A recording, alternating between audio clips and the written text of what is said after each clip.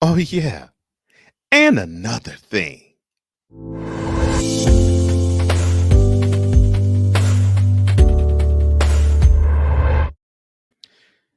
Big Papi, David Ortiz. He now is the newest member. I shouldn't say member, I should say future inductee. I think that's the best way to put it. Into the Baseball Hall of Fame in Cooperstown, New York. Now, for those who don't know Mr. Ortiz, I will put it to you this way. He throws left-handed and bats left-handed. I will say current and present tense, since I know his career is past, he probably still can bat left and throw left-handed. He was drafted by the Twins, and he played for the Major League franchise from 1997 to 2002, mostly as a first baseman, and then found his way onto the Red Sox in 2003. And from then on, he was mostly their designated hitter. Now, many know him from the 2004 season where he hit clutch home runs to end uh good lord, extra inning affair games against the Yankees in the ALCS that year. Yeah, in the very same ALCS where the Red Sox got their revenge on the Yankees, beating them in the previous ALCS by coming back from 3-0 deficit to win. The also very same as the bloody sock of one Curt Shilling. I'll talk about him at another time. So he was a huge, huge component of the three championships that the Red Sox has recently won: 2004, 2007, and 2013. Now, the stats are as follows. Now, he batted, he was a pretty good batter. I won't say he was great, but he was a good batter. 286, pretty good. He was just a tad under 2,500 hits. He drove in over 1,750 runs. The number to me that got him in was he got over 500 homers. He ended up with 541 before he called it quits in 2016. Now, he received about 78% of all of the ballots voted for him. And can I say that he deserves it? Maybe. And here's why I hedge on that maybe. So you have him who was under PED suspension. But then you have others who were suspected of such and never got a suspension, but won't get a sniff of the Hall of Fame. And unfortunately for Big Papi, his induction into the Hall of Fame this summer will pretty much be outshone and overshadowed by the ones who didn't make it, chiefly amongst them Barry Bonds and Roger Clemens.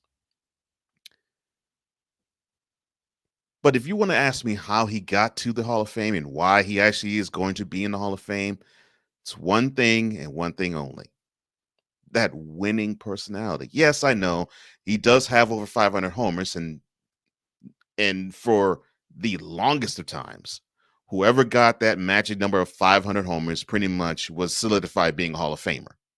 And there's just certain numbers like 300 wins for a pitcher or 3,000 hits for a regular batter, 500 homers for a slugger. That normally meant that you're going to be in Hall of Fame. So yes, Ortiz has that. However, Big Papi has the winning personality. He has the personality that makes people say, "Yes, I love you. Yes, I'm with you. Yes, I want to.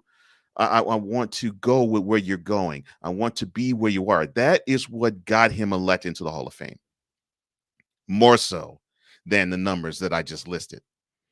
Because the writers who vote every year, they look at those like Bonds, they look at those like Clemens, and they probably even look at those like even Shilling, and they'd say, they may have done well on the field, but and done well on the diamond, but good Lord, that personality sucked. You wanted to get a comment out of him. He would throw a middle finger at you. You wanted to get some type of comment, but he would stand you up. He would be standoffish. He was a bad teammate. He was horrible. And He was horrible with the press. And you know what? To stick the middle finger to them all, eh. And on top of it, we had to deal with the cream with Bonds and the staunch denial of steroids by Roger Clemens, who I have to credit him for giving us the understanding of the word misremember, because that actually is a word, misremember. Ortiz got in the hall, and he got in the hall because he was loved by the media. Every time you saw him, every time you witnessed him, whether it was in his playing career or now in the booth of Major League Baseball or on Fox, you're drawn by his personality. You're drawn by his love of life. You see it, you feel it, and you root for him. You root for him more than a human. You root for him more than a batter. You root for him more than a baseball player. You root for him because he's a great human being.